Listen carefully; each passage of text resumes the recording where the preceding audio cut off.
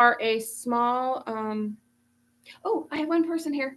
Hello, person who's here. So hopefully you can chat and let me know you're here because I have my mouse and I have my, I can't chat back because I can't type. My arms aren't that long. But hopefully we can get some people to tell me who they are and where they're coming in from. I would love that. I so appreciate it. And we actually have some great subscribers. So that's really cool. Pam and I are super excited about that. Back to what I started to say. So for those of you who are new here, my name is Linda and I'm part of the Fluff and Udder Vintage team.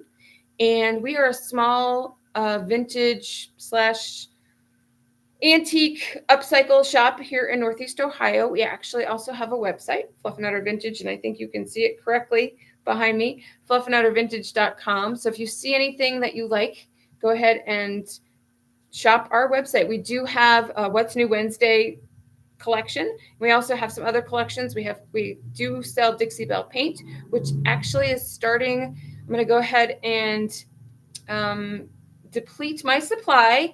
And so that's going to start 40% off on Monday. I know I've said that before, but it definitely come, you know what, or high water, we're going to go ahead and get that 40% off. So if you've used Dixie Belle and you are in need of some, let me know, reach out. And if you see something that you have a question about, I will be more than happy to help you as best as I can. I've used it for years, but we are kind of going in a little bit different direction. So I just want to go ahead and get that stock out of here. So some of the new things that are coming up. I know I talked before about Kathy's Closet. I talked about that last week. So Kathy's Closet will probably start, I thought it was going to go ahead and start this coming Monday, but Pam, whether she likes it or not, is going to do Kathy's Closet on Monday, the following Monday. So I guess it would probably be the first Monday in May, or no, yeah, something like that. So be aware that that's happening in Kathy's Closet. For those of you who missed it last time, is we had the privilege of helping my sister's mother-in-law we emptied out the estate. And so over about a year or so, we were packing things, putting things in boxes, and there's a lot of wonderful things. And so we don't really know what everything is. So part of the fun of Kathy's Closet is we're going to start going through some of the boxes, and you guys are going to see right with us what everything is. It'll be super fun. I know I've done that a couple times on our lives before, and everyone's enjoyed it because I don't know what's in these boxes. And Pam and I have no idea what's in these boxes. So Pam's going to start them out, Kathy's Closet, on Mondays. And then eventually I will work my way into either Kathy's Closet or probably something similar where Pam will purchase things that I don't know what they are, and auctions, yards, whatever they are. She'll put it together, and if it's from an auction that she's done online, then I have to go pick it up. So you'll go with me to go pick it up, and it'll be a surprise. I think it'll be a lot of fun to see what we both come up with. So that's kind of some of the things that are on the horizon for us. If you are local and you are into we're having a little bit of a vendor fair, food truck, great stuff here in Shiloh on May 18th. It's from 9 to 4. And it's kind of our first year doing it. It's in conjunction with the Shiloh Community Improvement Group. We've kind of put together a group of wonderful residents and businesses here in town that are trying to help build up the community. So we thought, what a better way than just to give back. So we're going to have some people. We've got a honey and crafts and all sorts of fun things. And then we have food trucks. And for those of you who don't know, here in Shiloh, the outskirts of town, we have a ton of Amish Mennonite flower markets. So the greenhouses are phenomenal this time of year. So most of them have started opening already, but we thought maybe it would be better to go ahead and start in May and have a fun little event. So there'll be music, food trucks, vendors, all sorts of things. And then you can pop on over to Fluff and Udder Vintage and see what we got going on. And that would be Saturday, May 18th from 9 to 4. I'm trying to think, what else do we have? Oh, so if you are around this area and you're into antiques and flea markets and stuff, there is a flea market in Tiffin, Ohio. It's about 45 minutes northeast of here. And we'll have a booth there in the FAD building. I'm not sure what that is, but hopefully maybe I can put something on our Facebook page that'll show you guys how to find us at the Tiffin Flea Market on April I'm always got the wrong date. April 27th, I think it is. So yeah, April 27th and 28th. So that's a Saturday and Sunday. So, and Tiffin Flea Market is the place to be around this area. And they say, if you're going to do a flea market in Tiffin, do the first one, which is, so this is the first one in April. I'm looking forward to it. I have not done it. I've never even been to it, but everybody around here says it's the thing to do. So my friend Nicole, who you've heard me talk about before, her husband have offered to help me out. So fingers crossed that we get rid of good stuff and we make lots of money and we have lots of fun, because that's part of it. Like I've told a lot of people who've seen us live on Facebook that I love doing the shows. And so Pam and I've got a good schedule of shows coming up. Most of them are south of here, but you never know where we're going to end up. So you might want to follow us around. Also, that same weekend is also the Vintage Market Days at the Hartford Fairgrounds in Johnstown, Ohio. So if you're in either area, there's some great things going on. We won't be there, of course. We'll be up in Tiffin. So join us. All right. I have got some, I think I'm also going to try and go back to doing a collection. So I've noticed that and I've said this before, that I kind of always, whether I know it or not, have collections of things, or things that are similar, or things that are like, it just sort of happens that way. So this week I've got some Pfaltzgraff and I've got enamelware. So, but I'm not going to start with those, because you just have to wait, since those are at the end. So, yeah, I have found, I try and make sure that I tell you guys the history of things, because I like it. And I just think it just brings a little bit more excitement to some of these things. It just helps people know the story. I love to know stories behind things. And if anyone who knows me in person knows that I'm a little bit of a storyteller, not as much as my sister. She's a storyteller. And she'll tell you like every detail. She's good. She's a detail girl for sure. So when you get to Kathy's closet with her, it'll be something, because she won't know any of the details, but she's pretty smart. She can figure it out. So anyway, this is a hand-painted Nippon dishware. Now, Nippon is what is currently called Japan. So from 1890s to about 1920, it was called, every time then they made things, it was Nippon, and Nippon is what it is. So it says it's hand-painted Nippon. Now, I would say that this is truly what this is, but caveat that they're about 1980s or so, they did, the people were being a little tricky. And so they were playing with we can say it's Nippon because it was made in Japan, but we have to mark that it was not, that was after 1920. And those weren't truly regulated as to when. So it was like, it could be a sticker, it could be something, and it could fall off. So which made you believe that it was something that was from Nippon, but it was not. It's the 1980s. So I'm still doing a little bit more research on this particular mark on the back. And I think I've told most of you that this is a maker's mark, and most of you probably know that, so you can tell. And this does say hand-painted Nippon, but I'm not sure. It looks awfully new to be from the late 1800s to the early 1900s. So I'm going to do a little bit more research before this one does go up on our website. And I actually think I might have another one floating around. So if you like this, feel free to contact me and I'll let you know about it, or reach out in the comments or something, or keep an eye out for it, because it'll be coming to a station near you sometime soon. All right. I always end up having a lot of China, just because I'm a China nut. And so, yeah, it's just the way it goes. It is what it is. So these actually are Nautilus. They're Homer Laughlin. They are all, except for this one. This one is, I can't tell. Thought I had it in my head. But anyway, these are from the 40s. And it's Eggshell Nautilus, Homer Laughlin. They're made in the United States. They're beautiful plates. I think these would be a great combination on a wall. They're all got similar colors, but they're a little bit different. This one is the apple blossom pattern. I think it's probably about $10 for this. And like I said, these are all from the late 1940s. So these are fun. This one of them has a little bit of a chip, but so if you're putting it on a wall, who cares if it has a chip? So these are super nice plates, basically in good condition. Those all came from a box lot that I got at an auction. And like I've said before, I get things from auctions. I get things from my basement, which who knows where I got half of that stuff.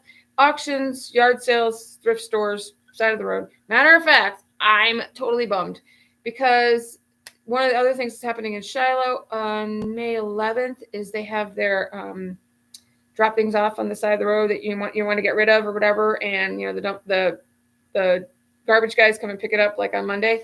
So the whole week before that, they start putting stuff out on the curb. People, I'm telling you, if you don't have one of those in your town, I feel sorry for you because it's cool. You find the most amazing, amazing things. Probably, I think I've told this story before. So, no, it was probably 2 years ago. 2 years ago. A friend of mine was here visiting and was like, oh my gosh, we got to hit the places up down the street because people are putting stuff out for the trash. Well, bless her little heart. My friend Faith, she was a rock star. Driving down the street, and we did one of those, pull in, and because on the side of the road was this beautiful oak pedestal table and 4 chairs. I couldn't fit them in my car, so bless her heart. I took everything the table apart, stuck that in my car, so I made her sit on the side of the road so that she had to wait for like 20 minutes for me to come back because I had to put things in the shop here. I had to figure out how to get it. And so she sat there twiddling her thumbs while I was waiting for, she was waiting for me to come back so that she could get in the car too. Even then she had to wait for me to come back a second time. It was pretty funny. We still, like I said, it's years, and I know her and I will be laughing about this 10 years down the road. So that's a lot of fun. So I take my junking seriously. So if you're with me, you're probably getting out of the car. You're sitting on the side of the road waiting for me to come back for you. And give me your fingers crossed that I do, which I usually do. All right, it's actually getting a little hot in here, which it was not today. I don't know about you guys, but I wasn't sure if we were going to be able to go live because we were under, and I think we still are under tornado issues. Hopefully it does not end up like it did a couple weeks ago. And we did have a tornado hit Plymouth. My poor friend Sheila had some damage at her house, but luckily her and her family are fine, but they did have some damage. So it was pretty rough here for a little bit. I think it was probably about 3 or 4 weeks ago. Anyway, looks like it's clearing up. So I've got some great games. This is from the 50s. It's called High-Low.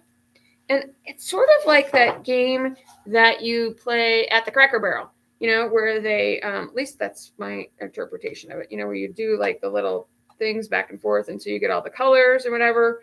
So I guess I should probably read the instructions. I'm not very good at reading instructions. I usually make somebody else do that, or I just play and then I figure it out. That's me. Anyway, there's people around who my family know that I can be a little competitive, and sometimes we just go for it because I'm too impatient to hear the instructions. But what a fun game. This actually looks in great shape. Just a nice conversation piece.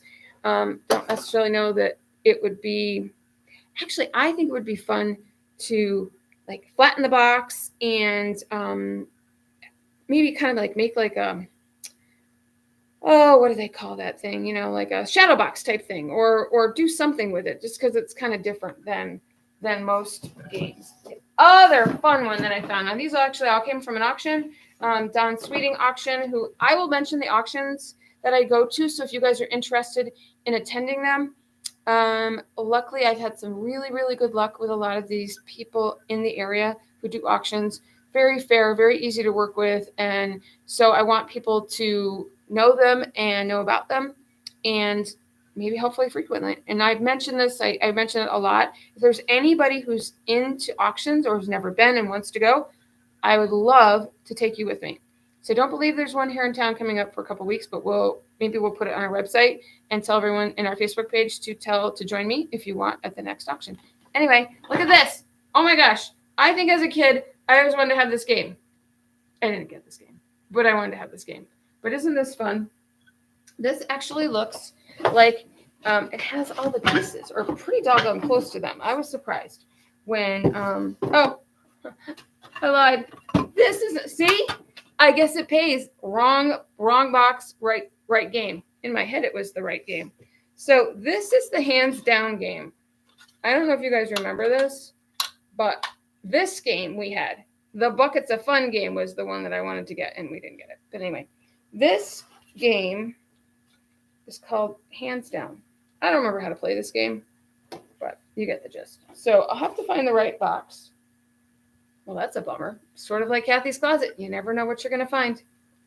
But this, if you're into vintage games and you like stuff like that, this would be a fun thing just to kind of put out on as decor or something. How fun is that? Now, these are the pieces for the Bucket of Fun. I don't really know what kind of Bucket of Fun you were supposed to have with this, but somebody must have thought it was fun once upon a time. So I think I'm going to have to now start searching for, maybe I'll check out eBay and see if I can find the actual bucket, since I have the box and I have a large portion of the pieces. I'll see what I can find. All right, next, clue. So, word of warning to anyone who chooses to play Clue with my son and my daughter-in-law, will look out, because they take their Clue game very, very seriously.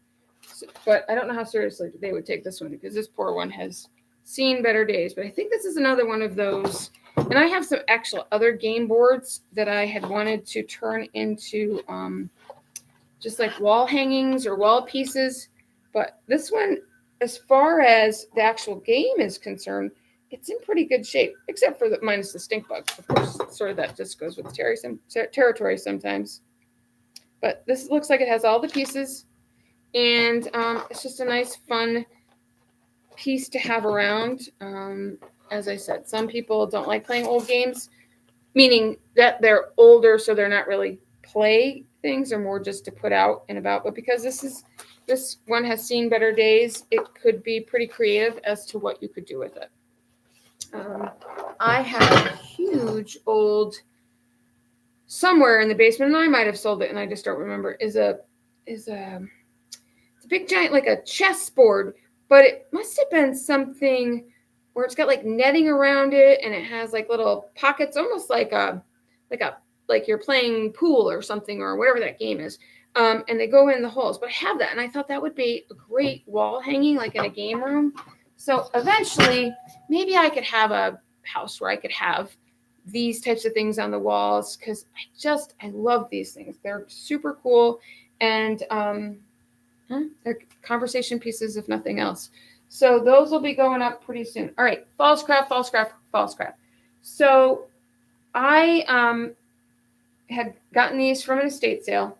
Kind of forgot they are the Heritage pattern. And Heritage is actually still made today, but these are from the 1980s, 1990s pieces. These are 11-inch plates.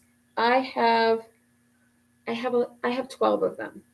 So they are, and they're all in super amazing condition, besides being a little dirty, but we'll get them cleaned up and get them online. They're going to go for about $9 a piece. As I said, I have a bunch of them.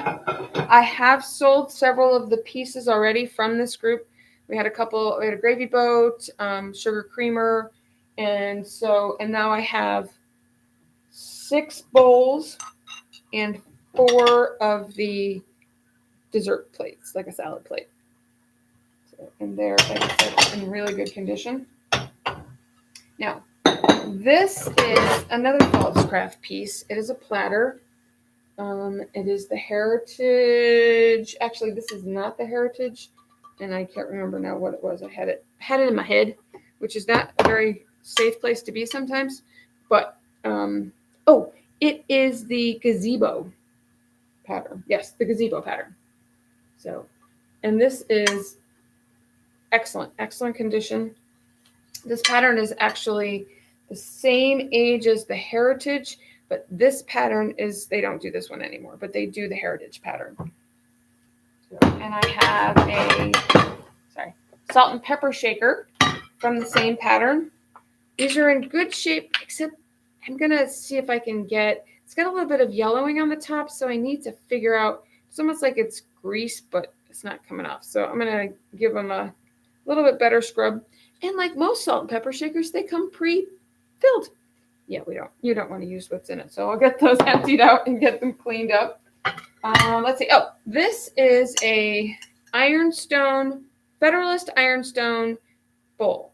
It made from Japan, but so this is actually from the 80s. It's not antique ironstone, but it is a heavier dish, good quality. It does have a little bit of a mark on it. I think I'm going to go ahead and see what I can do. Almost like a stain, almost like an iron stain. So I'm going to go ahead and so Sheila's here. Hi, Sheila. I'm so glad you finally found us. Yay. That's my friend Sheila. Anyway, so this is from the 80s. This from Japan. All right, I'm going to get this corner, and then I'll go to the enamelware.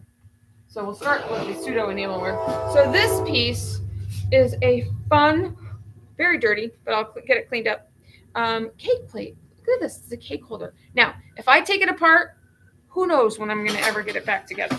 But it's totally cool. I would obviously just use this on a counter as a decor piece. But if I can, let's see. Oh, okay. So I've had it taken apart before. Yeah. You know. Yep. Oh, wait. There's a way.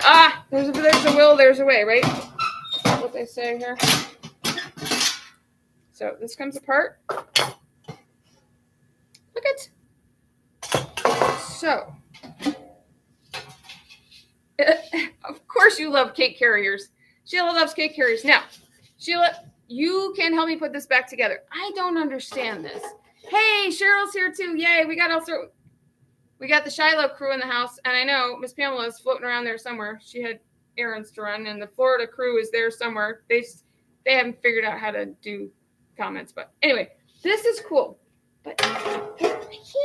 I guess maybe. Yeah, this cake carrier thing doesn't make a whole lot of sense to me. So, if anyone knows really how they use it or how it would have been used, besides carrying a cake, let me know. Because it's very confusing how the bits and pieces go together. And I apologize for things being so dirty. I honestly, like I said, didn't know that we were going to be able to do it today. So, because of the weather, I didn't have all my ducks in a row. We're going back to Rusty and Krusty. So this was in a box lot. It's some serious help. So I'm actually thinking about I'm hoping that more and more people will be able to do the Fluff and Under Vintage 1260. So or share this, you guys. Share like the Dickens. And that way more people will be able to find us that way. But anyway, that's who we are. And so this thing, I'm thinking what I'm going to do is do like a crazy kind of patchworky decoupage on it maybe, or to make it look like there was designs on it and they just sort of faded away with time. Yeah, what do you guys think? So that's my thoughts on that. It's an old horseshoe. I really have no idea where it came from. It just sort of was on my counter. It just magically appeared. So one of these days I'll figure it out. And what do they say? Oh, you gotta hang it this way, right? So you gotta hang it this way so the luck doesn't run out. I think that's the way it works anyway. And this lovely picnic basket it is not new to me. It is new to you guys, but it's not new to my basement because I was down there in the basement. I'm like, oh, yeah, see, pointed upward for good luck. I like that. Anyway, this basket I got, like I said, I think I mentioned this last time, at an auction in Ashland, Ohio. And so this basket's in really pretty good shape. I got this. I've had this from an estate auction, and it was one house, and so they were trying to clear the house out. And I think I told you guys before about the attic, that I thought I was just getting just like a little kind of corner piece in an attic. Yeah. See, I did mention it before that I got the whole entire attic. Well, that basket was from that whole entire attic. It's pretty. obviously it's so much stuff in that whole attic that 2 years later, I'm still pulling it out, which, knowing me, it could be 6 years later. All right, enamelware. And then now, eventually, I will figure out how far from my webcam I can be without it getting dark. Because I noticed if I pull, if I go this way, it goes away. You guys can figure it out. Ta-da! Now, who doesn't love a good stock pot, enamelware stock pot? This I picked up at a yard sale up in Bay City, Michigan. And one of my favorite plates. They had, actually, I was in the town. I lived in the town right next. I know it's a nice one. I somehow figured you would. I lived in the town right next to Bay City, and now I can't remember the name of it. But anyway, they had amazing community yard sale. Whew, it was great. It's fantastic. So this can be yours if you like it. It does have a little bit of cracks in the enamel on the top, but that just makes it, just adds to the wonderfulness of it all, I think. So to add to that, this is a darling little farmhouse saucepan. Just needs the sticker did not come off, but this was picked up at the when I went to the longest yard sale. So I picked this up from the longest yard sale. It was under a tent thing, and just so happens that it goes with this pretty well. So I probably won't offer them together, but if you buy two, maybe I'll make you a deal. If it's something that you're really into. So, all right, let's see. Hang on, guys. Sorry. I need an assistant for one of these because obviously that doesn't work very well for me. Oh, ooh, look at this. Now, is this not cool? Or what? It is a beautiful enamelware double boiler. I'm thinking this is from, because it's not super duper heavy, but it's in great shape. There is not a maker's mark on the bottom, so I don't know, but I'm almost tempted to think this is from the 70s, so it's not super, super old, but it's in good, and also because this is plastic. So, and any of the others with lids that I had they had metal. So this is from the 70s. But I like this one. This is a great piece. Now, this piece is not old, but I got this at an auction, and I just love the color of it. Now, I don't know if you guys can see the color on the screen or not, but it is a dark blue, almost a purple. It's a dark bluey purple with the white speckles or whatever. So, and it's in two pieces. I actually do have the this for cooking because it's having a little bit of, it's got some kind of grody-ness going on, but it's really cool. So a couple weeks ago, I know that I showed you guys another double boiler. It was an aluminum double boiler made by a company called Everware, and Everware is made out of New Jersey, but this one will get a good scrub, and this is the same company, Everware. It is very heavy, and I was amazed at how quickly that piece that we had was sold. So these, to me, you know, if you're into the farmhouse thing, if you like to go camping, these are kind of those kind of pieces that would go with that. So this piece is a lid. Now maybe, it doesn't go. But you never know. I might find a bottom that goes with this lid. Maybe that's the story of my life.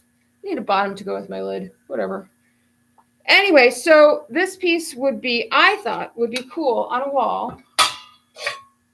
Plus these pieces. I don't know. We'll see. Because these are just two random lids that were in the bottom of box lot. So, and this is backwards. I'm just noticing. Backwards for me. So these would just be kind of cool if you like retro on your wall. And then this is a nice black enamelware plate. This another one of those, it's not super duper old, probably more than likely from the 70s, but it's not in bad shape. And I was almost thinking of adding maybe adding a transfer or some decoration or something to cover up where some of this stain is. So we'll see what I come up with. I don't know. Who knows? Eventually, I would like to get back to actually, because I picked up something the other day that I said to you guys that I was going to upcycle, and it actually has gotten upcycled. So now I have to show it to you. But Nicole is working on it, so we need to get that finished. Here's another. This sucker. This is the stuff that my grandmother used to have. This is some serious stainless steel ware. So this is some. Like I said, once again, I think this is more just like hanging from a rack in your kitchen as opposed to being utilized. It's just kind of a great, if you like that farmhouse look, maybe that's something that you could do. All right, one or two last pieces. Now this piece, it's kind of got some problems, but I think I can fix them. But it's the base of a clock, and the work on here, the scroll work is so beautiful. Can you guys see that? Going backwards. Anyway, I'm gonna do a little bit of work on him. I thought originally when I first got it that maybe I would paint it, but I don't think so. I think I just like it the way it is. Now, what I would do with it, I don't really know. I would not put a clock back in here, but maybe it needs like something decoupaged on it, and maybe something else. I don't know. There's a woman that I follow, Canterbury Cottage, on YouTube.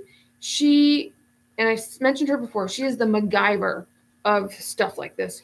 And she does dioramas and all that kind of stuff. She would have a field day with this.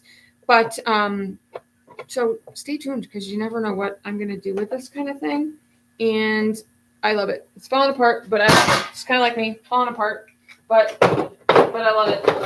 Anyway, all right. I think that's everything that I have for tonight. So I just want to say thank you guys so much. I appreciate it very much. Go ahead and like, subscribe, share, talk about me positively, of course, and just send it out to the universe that, we get more followers and that people say good things and pass this along. So thank you all very much.